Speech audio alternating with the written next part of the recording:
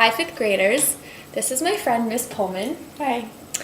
And she and I will be having a short group discussion about the case of the mysterious tramp, which you all have read.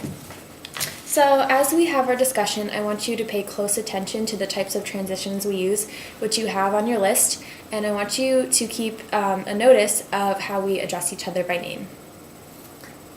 So Miss Pullman, as I was reading, I noticed that Encyclopedia Brown closes his eyes when listening in order to think.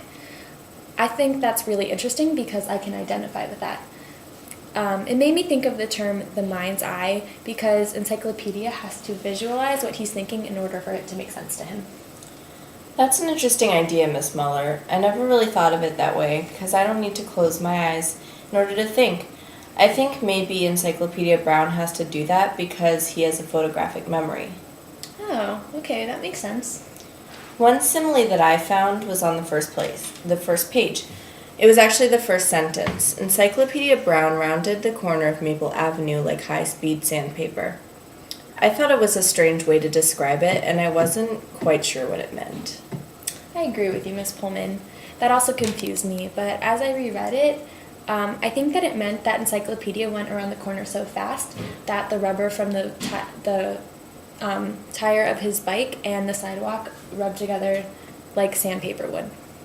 Okay, I see what you mean, Miss Muller. Thanks for clearing that up.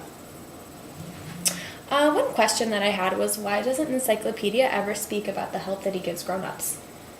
To clarify your question, I think that maybe it's because he was trying to be modest and feels uncomfortable bragging to other people about helping someone, especially a person that has more authority than he does.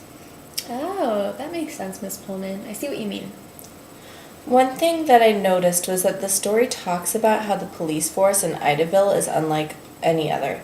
I think it's because Encyclopedia Brown is the son of one of the policemen and Encyclopedia's ideas help solve all the cases.